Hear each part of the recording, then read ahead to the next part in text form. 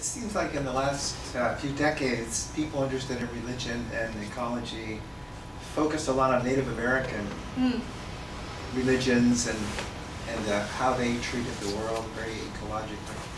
But they're pretty much a disenfranchised people. I mean, the real cultural, the paradigm now is pretty much Judeo-Christian in the Western world anyway. It's changing a bit with postmodernism. But that actually, when you look back to the Garden of Eden as sort of a paradise ecology, even the word husbandry is sort of the word husband is, it implies taking care of God's garden and harmonizing it and enjoying it at the same time.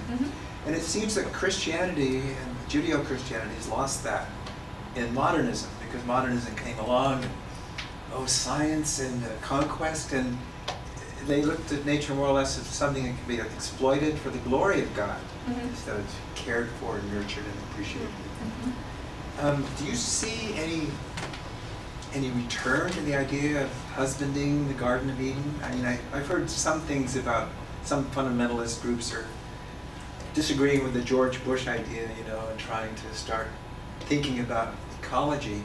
But what about like the Vatican and things like that? The large cultural context of Christianity, if they could move back to the fundamentals somehow, then you could harness this vast network of this paradigm to maybe restore things a little bit. Precisely. Yeah, there's actually a quote from the Pope that I didn't read to you, but the Vatican, I think not the current Pope, but the previous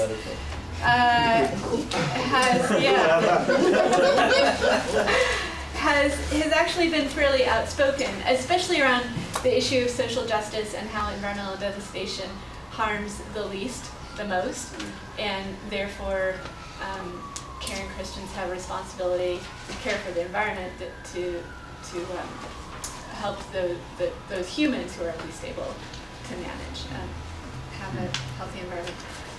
And they were actually fairly early into this. Where is that?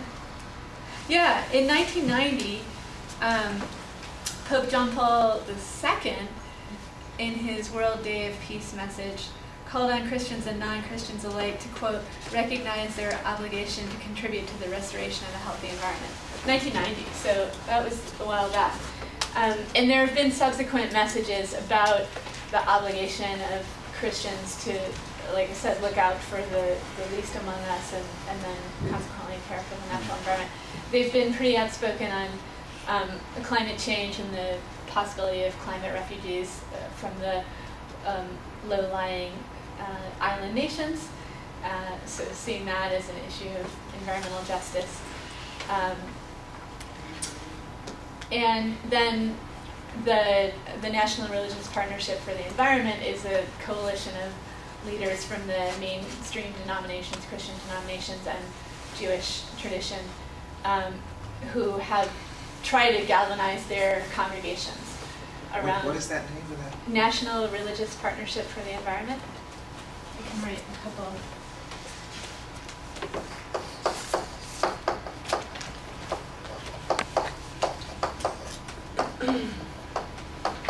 And that's an American organization. Yeah, it's actually they're looking for an executive director right now.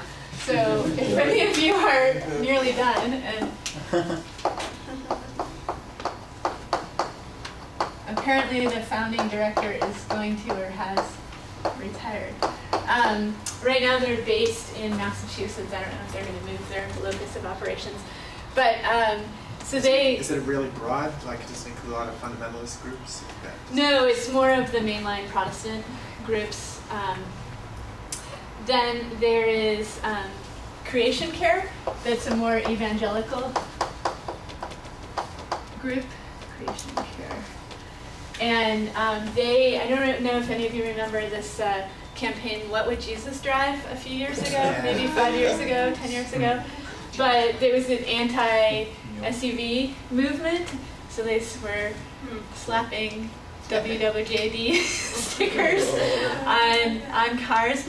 But that was a great way to, within that paradigm, to ask people to sort of wake up, especially when George Bush was saying, we have to maintain the American way of life that includes driving big cars. They were saying, well, would Jesus drive?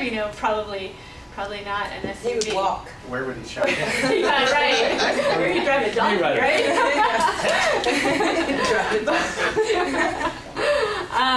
But no, so the evangelicals and the creation care, it's EEN, Evangelical Environmental Network, Evangelical,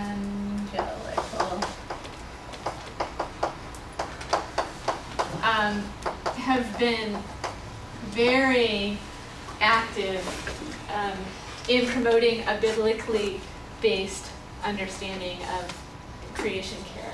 So yeah, there has been real effort, and in congregations, people are already organized. Here's a group of people, and if you can convey this message that connects with them, then they're ready to go. Exactly. Another great one is Interfaith Light and Power. Sounds like a utility company. It is. What they do is they connect congregations and members of congregations with greener sources of energy. So they try to connect them with wind or water energy.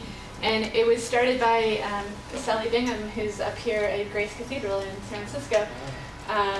Totally inspirational woman. If you ever get a chance to meet her, you definitely should. She got a calling. She was so-called, mom in tennis shoes, who didn't even have a college degree, and she got a calling to start an environmental ministry. And so she went to apply to divinity school, and they said, okay, where's your undergrad from? And she was like, what? I didn't finish college. And so she had to go finish college and then go to divinity school and become ordained as a priest in the thank you. Yes, in the Episcopal tradition. So she saw this opportunity to have congregations that are already organized, hear this message of creation care and then apply it to greening the church buildings and grounds and then getting light from more sustainable sources. And she's a fan of our program in our school, and she'll come anytime we invite her. Yeah, excellent. Yeah. Yeah. Yeah. I'd like to bring up the subject of grief. And Great. About how you began your talk about the Dust Bowl and the Gulf spill. And I think I just wanted to bring it into the conversation because I think by not addressing it or ignoring it, that we're not going to find the healing that we need in our own bodies as humans and in the earth body, the cosmic body, all the animals, all the trees, the rocks, the water. And I think of, as we were talking about gender and the words that we use, I carry grief with that, even thinking that in this room, it's important, and I understand that and want to acknowledge it. But why don't we ask the earth? Instead of talking about gender, maybe the earth has a name of the language we don't even know yet. And knowing that the earth has so many different names, from Pan to Pachamama to Gaia to Mother Earth, Maka, his grandmother in Lakota, Wankintanka, grandfather, the Great Mystery.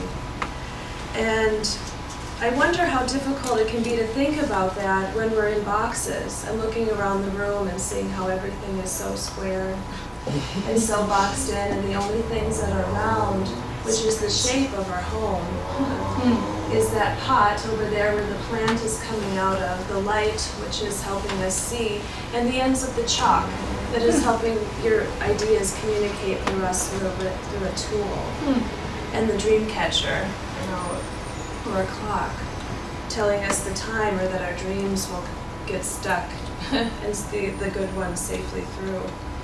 And so I just I carry a lot of grief about what's going on in the planet every day. And then I don't allow myself to tap into it as deeply as I can, because I wouldn't get out of bed in the morning. And so I'm just wondering about bringing in the component of grief, but it's because I grieve so much, it's because I love so much. And Joanna Macy has helped me understand that, is that it's because of my deep love for people and this planet and animals. And I just wanted to bring that into the conversation, and I think of the mother's words, Sri Aurobindo's companion from the reading about the Esalen, no more words. And I think about that and how, imagine if we all went and rested our heartbeats on the earth and put our ears to the ground and asked, what is your name? What do you want to be called? Same with the sky and with everything else. You know, instead of just being all in here, is to integrate our bodies. Because if we are the earth, and if I am you, and I am this desk and as everything else, is that I want to be as an integrated, conscious part of that as I can, and again, bringing it into my body as much as possible. And I don't know how I can do that without addressing the grief also, but with love. Absolutely. Okay, yeah. That sort of speaks to the idea I was trying to formulate, and I think what I hear you saying is, or what I want to ask now is, you being involved with this, do you feel like we're going to shift our point of reference from humans to the earth through these programs? Or is it just another, kind of on that ethnocentric, binary mindset, anthropocentric level that people think that they can somehow control it in the other direction? Or well, let's get Robert's point. And then one of the point was following on Elisa's comment about grief. Elizabeth and Sean and I were this summer at Lama Foundation up north of Taos, New Mexico, and we had the great pleasure of having conversations, really for a week long, with Richard Falk, who is quite a wise, ecological, radical person. And we have invited him, we don't yet have a date, but we have invited him to come to us to spend a day to talk about a topic that he has really thought long and hard about, which is how do we deal with the grief that alert people are experiencing. I mean, the more you know, there's a tendency to get sadder and sadder. And he, what is the name of his book, written in the early 90s? I've not read it, I confess, though I should have. Anyway, he's quite a deep and wise person, very senior person. So if you don't hear about his coming, remind us. But we definitely have the intention. I mean, I asked him, he said yes, he would be glad. I said, would you come to lecture? He said, well, I'd rather come and spend the day. So we should all plan on that and be on this very topic that you're speaking about.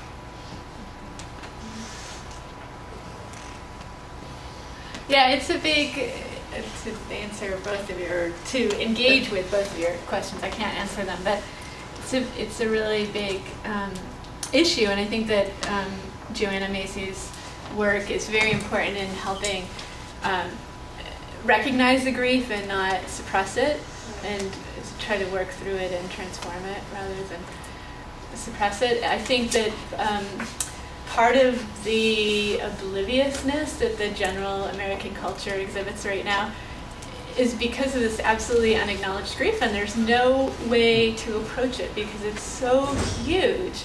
To think about the devastation that is happening and can happen in the future because of the American way of life. I mean, the moral problem is just terrifying. Like, yes, you wouldn't get out of bed. And so I think that most people can't or don't want to face it, and it's much easier to go to Target and buy some things made in China.